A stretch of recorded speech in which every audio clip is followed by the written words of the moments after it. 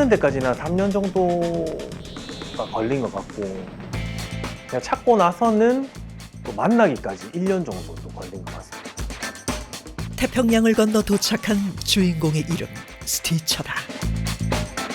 이 스티처는 원래 그 미 군화를 만드는 전투화를 만들 때 좀 더 견고하게 하기 위해서 밑창을 박는 구디어 웰트라는 제법을 이제 구현하기 위해서 스티치를 박는 그런 기계인데, 일반 제봉기는 신발의 윗부분, 어퍼, 그 가피 부분을 제봉하는 기계인데, 이 기계는 밑창을 박아주는 그 스티처라서 그만큼 덩치도 크고 힘도 세야 되고 그렇다 보니까 좀 크기가 크죠.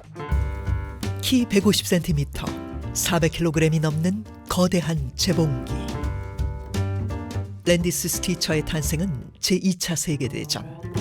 미국군의 군화를 만들던 이 기계는 한국전쟁 당시 부산으로 넘어와 군화 생산의 역군 역할을 했다. 어려운 신발 공정의 기계화로 운동화 대량 생산에 기반이 마련된 것이다. 1985년 신발 역사에 큰 획을 긋는 사건이 발생했다. 스포츠계의 최고 스타 마이클 조던의 출현. 그의 점프는 곧 에어 조던이라는 이름의 신발 브랜드가 되었다.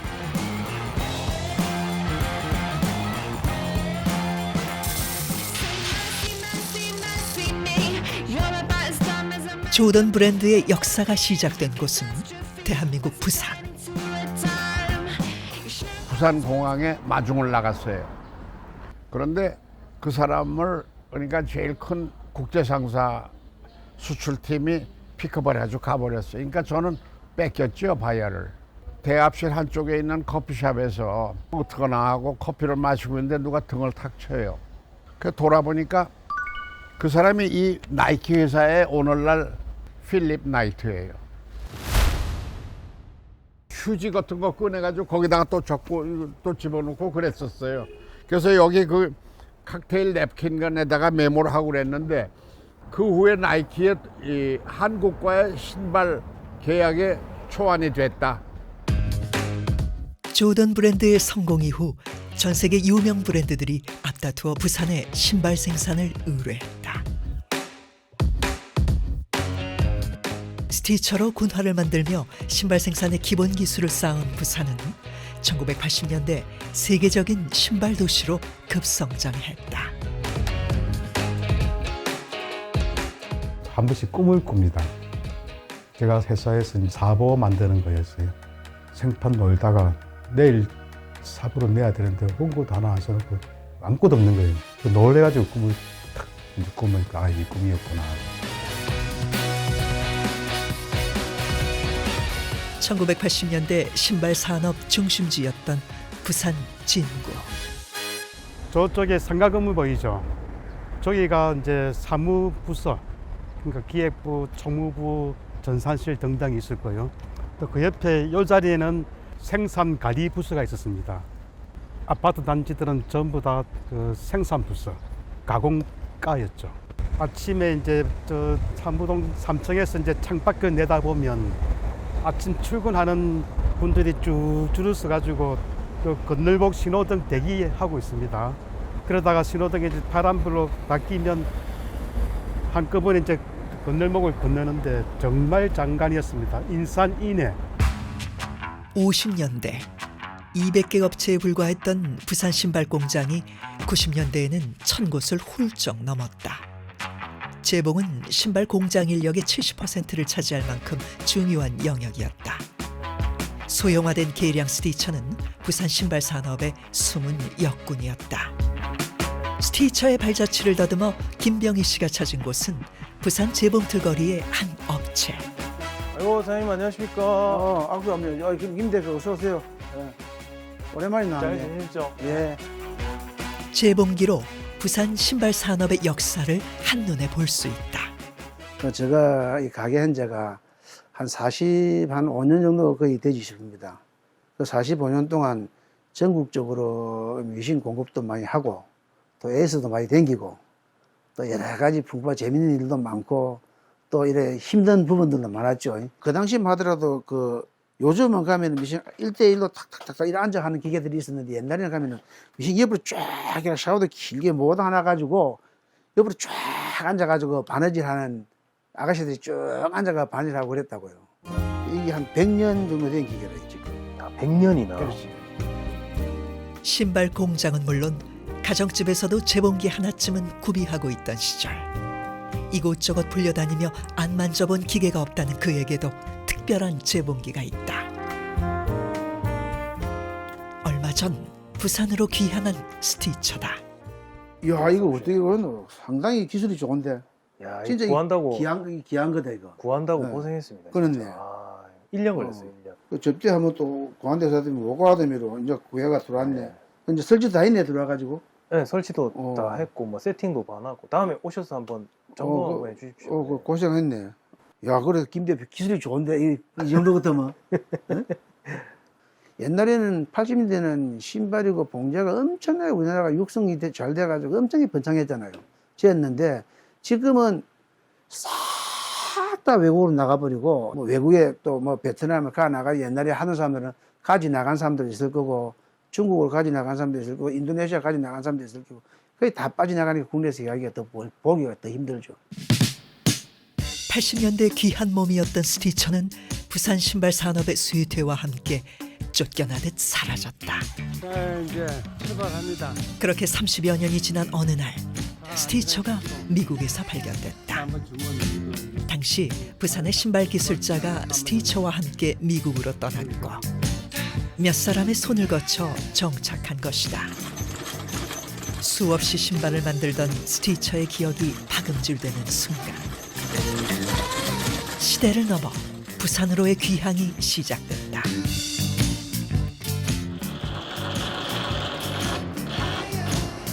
스티처를 불러들인 건 부산의 신발 청년 김병희 씨다.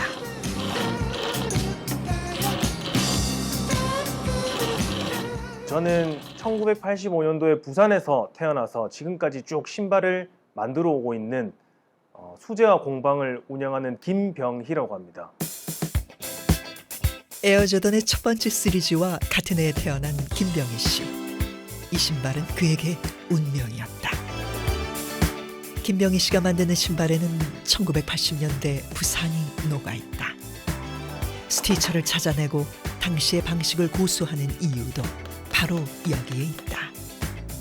이 방식은 8, 90년대에 우리나라 신발 산업에서 주로 사용을 했던 라스트 보딩이라는 방식입니다. 라스트 보딩 방식은 이렇게 일일이 손으로 다 당겨서 못을 하나하나 쳐가면서 형태를 사람의 눈으로 직접 봐가면서 이렇게 형태를 잡는 수제화 공정 중에 하나라고 보시면 되는데 제가 이 방식을 지금까지 고수하는 이유는 뭐 장비가 있음에도 불구하고 디테일한 형태를 잡을 수가 있고 절대 기계가 이 형태를 잡는 것보다 사람이 눈으로 직접 봐가면서 하나하나 정성스럽게 잡아가는 게 더 디테일하게 신발을 만들 수 있기 때문에 저는 여전히 이 라스트 보딩 방식을 주로 고수해오고 있습니다. 김병희 씨는 에어조던으로 할 수 있는 모든 디자인을 시도했다. 예전의 방식을 따르면서 새로운 시대를 입히는 작업. 잠들어 있던 신발 산업을 깨우는 과정이기도 하다. 스티처와의 만남 이후 김병희 씨는 그 시절 신발 산업의 주역들을 찾아 나서고 있다. 부산 신발의 영광을 이끈 기술을 습득하고 싶어서다. 대표님 안녕하십니까? 아이고 이리 더운데 어쩐 일이고? 무슨 작업하고 계십니까? 이거 재단하고 계십니까? 이제 다른 컬러로 이제 좀 바꿔서 이 컬러도 크림색으로 이제 한번 해보려고. 스플리트 촉감 되게 좋네요. 이거. 아무래도 저보다 이런 수제화 분야에서는 너무나 오래 또 활동을 하셨던 분이니까 그냥 모르는 게 있으면 전화를 드립니다. 전화를 드려서 자문도 구하고 신발 쪽으로 멘토가 한 명 계셨으면 좋겠다 늘 생각했는데 좀 제가 몇 년 전부터 좀 멘토로 좀 정신적 지주이자 멘토로 좀 생각하고 있는 그런 좀 존경하는 선배님이시자 멘토이십니다. 박강국 대표님은. 시대에 밀려난 스티처처럼 수요가 줄어든 수제화 시장. 그 속에서도 박광복 씨는 이 작업대 앞을 지키고 있다. 40여 년 넘게 이제 수제화 일을 해왔고요. 앞으로도 계속 이 수제화 쪽에 좀 더 저의 역량을 좀 발휘해서 수제화를 만들고 싶은 사람입니다. 장인의 신발 속에 녹아있는 40년의 땀과 노력. 그 견고한 짜임은 젊은 신발 제작자가 스티처를 통해 찾고자 했던 오리지널리티 그 자체다. 수제화에서 제일 꽃이라 할 수 있는 이제 라스팅 작업이라고 이 가죽을 당겨서 이 성형을 시키는 작업이 있는데 그 작업도 진짜 모양을 동서남북 방향으로 잘 꼼꼼히 살펴보면서 너무나 잘 보이는 일반적인 시중에 판매하는 신발에서는 절대 볼 수 없는 그 정도의 퀄리티라고 보시면 될 것 같아요. 한평생 신발인으로 살아온 박광복 씨. 그의 남은 과제는 다음 세대에게 기술을 전수하는 것. 부산 신발 산업의 맥을 잇고 싶은 소망이다. 그 첫 번째 행선지는 아프리카 대륙이었다. 신발 붐이 일고 있는 그곳에서 그는 예전 부산의 가능성을 발견했다. 환갑이 된 장인의 마음속에서 잠들어 있던 열정도 되살아났다. 수제화로서 사람 간의 관계에서 이렇게 배워지는 기술 습득력이라든지 이런 걸 떠나서 전문적인 이제 가르침을 하는 학교를 가게 된 그게 좀 큰 입장 차이인 것 같습니다. 과학적으로 이제 이렇게 접근을 해야 되기 때문에 아무래도 학교를 가게 되니까 그동안 제가 수제화 일을 해오고 거기에서 배울 수 없는 것들을 배우게 된 게 굉장히 저한테 큰 이런 걸 내가 또 배웠구나 하는 그런 마음의 자부심은 굉장히 크게 가지고 있습니다. 전국 유일의 신발 전문학과가 있는 부산의 한 대학. 과거에 우리 부산 신발이 융성했을 때 그 당시에는 그런 인재를 양성하는 기관이 없었던 거죠. 그러다 보니까 이제 97년도에 단감동에 있는 그 신발 피혁 연구소에서 신발 관련 대학을 설립을 해야 되겠다. 이제 그게 기회가 되어 가지고 경남정보대학교에서 그런 역할을 맡겠다 해서 이제 인력 양성을 시작하게 되었던 거죠. 안녕하세요. 예, 안녕하세요. 날씨 엄청 덥죠? 예, 오늘 고생 많이 했습니다. 안녕하세요 여러분. 평소부터 구름같이 푸른 색감의 신발을 만들어 보고 싶다는 생각을 했습니다. 네, 지금 이 디자인으로 만든 바피 완성본입니다. 시험으로 준비한 신발을 여러분들에게 MZ세대에게 운동화는 신는 것 이상의 가치를 지닌다. 신발은 새로운 문화이자 개인의 철학을 표현하는 수단, 그리고 수집하고 싶은 작품이 된다. 젊은 세대들의 시도는 기성품과는 달리 대체할 수 없는 개성을 갖는다. 특히 이곳 학생들은 기성세대와의 협업을 통해 전문성을 갖추고 새로운 메이드 인 부산을 창조해가고 있다. 코로나 시점을 중심으로 이제 신발 산업도 그렇고 모든 산업이 온라인으로 전향이 되고 있는 시기였는데 저희 아버지께서 굉장히 큰 어려움을 겪고 계시더라고요. 제품은 제대로 된 걸 생산을 하고 있는데 이거를 온라인으로 이제 팔 방법이 없다. 대체 어떻게 해야 될까 고민을 많이 하시는 걸 보고 저는 그때 당시에 호주에 있다가 아버지께서 그렇게 고민을 하시는 걸 보고 한국으로 이제 돌아와서 아버지 사업을 돕기 시작했습니다. 지금 저희 가족은 아버지, 어머니, 저 여동생 이렇게 총 4명 있고요. 동생이랑 저랑 이제 마케팅이나 디자인, 그다음에 판매를 맡고 있고 아버지는 이제 개발부터 재화, 그다음 제공 다 하실 줄 아시거든요. 그래서 동생은 또 일단 내년에 입학 예정이고 저희 아버지도 이제 옛날 분들은 기본적으로 그냥 공장에서 이렇게 내리 배움을 했다면 좀 전문적인 지식 부분들이 조금 부족한 부분들이 있는 부분이 많은데 제가 학교에서 이제 이렇게 배웠다 하고 이런 부분들이 전달드렸을 때 아버지도 와보고 싶어 하시더라고요, 입학을. 아버지 세대에서도 그랬듯이 그 당시에는 아이디어는 있지만은 기술이 부족해서 실현 못했던 것들, 당장의 아이디어, 기술은 있지만은 자본이 부족해서 혹은 인재가 없어가지고 하지 못했던 것들, 그런 것들을 저희가 실현시키기 위해서 여기 경남정보대 신발 패션학과에 입학해서 배우고 있는 것 같아요. 메이드 인 부산에 대한 그 이미지가 아직도 남아있기 때문에 기능성 신발이라든지 뭐 특수화라든지 그다음에 스포츠 신발이라든지 이런 부분에서 경쟁력 있는 그런 신발들을 충분히 만들 수 있을 거다. 그러면 그런 신발을 만들기 위해서 그 개발 인력이라든지 디자인 인력이라든지 그런 자동화 라인을 운용을 할 수 있는 그런 전문 인력들이 필요하다는 거죠. 그 변화의 시작에 다시 스티처가 등장했다. 30년 만에 부산에서 시작된 스티처의 박음질. 김병희 씨는 그 옛날 스티처가 만들던 군화를 모티브로 신발을 만들 생각이다.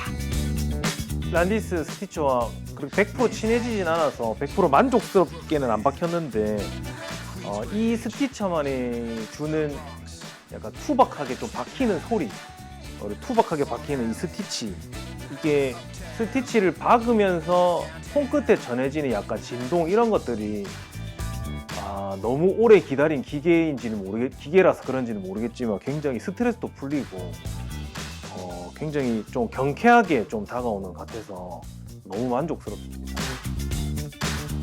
한때 외면받았던 스티처가 새로운 작품의 주연이 되는 시간. 이 한 땀에 담긴 의미는 무엇일까? 저같이 이런 작은 공방에서 그렇게 대중성을 노리는 것보다는 좀 의미 있고 스토리 담긴 그런 신발을 만드는 브랜드들을 만드는 좀 업체들이 많이 생기지 않을까. 좀 작은 브랜드들의 좀 시작점이 지금 이런 란디스 스티처 같은 게 계기가 돼가지고 그런 작은 브랜드들이 또 모여서 또 큰 의미 있는 브랜드가 될 수도 있고 그렇다고 생각을 합니다. 그래서 좀 스토리에 대한 연구를 많이 하는 그런 젊은 친구들의 그 브랜드 대표나 뭐 작업자들이 많이 좀 생겨서 좀 너무 산업화되어 있는 이 패션 신발 시장이 조금 장인 문화가 곁들여져 있는 좀 문화 컨텐츠로서 조금 발전을 하면 어떨까라는 생각이 있고 결국엔 또 그렇게 될 것 같다라는 생각을 가지고 있습니다.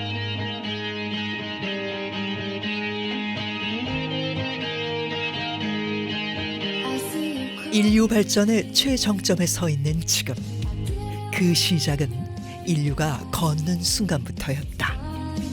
걷고 신고 달렸던 순간들이 기록된 신발은 곧 우리의 성장 기록. 신발이 발전할수록 세상은 달라졌고 누군가의 인생을 바꾸기도 했다. 스니커들을 좋아하게 된 것은 아마 스토리텔링이겠죠. 그러니까 예를 들자면 에어 조던 같은 농구 선수들, 이제 스포츠 선수들도 있을 거고, 아니면 패셔니스타들도 그 신발을 신고 나타나서 나도 신어보고 싶다는 그런 이제 같은 욕망이라고 할까요? 그리고 어떤 이에게는 잊지 못할 발자취를 남긴다. 아마 세계 최초로 이런 작은 신발은 제가 만들었지 않나 싶습니다. 83년도에 제가 첫 딸이 태어나고 첫 돌이 지나고 나서 인생의 첫 신발은 제가 만들어주고 싶어서 딸이 인생 처음의 신발을 신은 게 이 신발입니다. 우리 딸은 지금 시집 가서 지금 이제 아들 하나 이제 나이가 42이 됐습니다. 신발은 제 인생 그 자체죠. 이 신발이 없었다면 오늘날까지 뭐 제3도 이렇게 없었겠거니와 이 신발을 너무너무 사랑하는 사람 중에 한 명. 진짜 이거는 뭐 제가 죽을 때 이제 어떤 우리 애들에게 딸이 2명 있지만 어떤 말을 농담삼아 하냐면 아빠가 죽으면 이 제가 쓰던 칼과의 이 망치 가위를 이렇게 3개 이제 딱 거기에다가 하늘나라 가서도 신발을 만들 수 있게 해달라고 할 정도로 저는 신발을 사랑하는 사람입니다. 신발에는 한 사람의 인생이 담겨 있다. 지난 세기 그 수많은 이의 사연과 발자취를 꿰매온 스티처.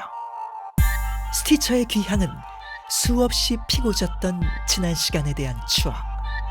노스텔지어의 귀향일지 모른다.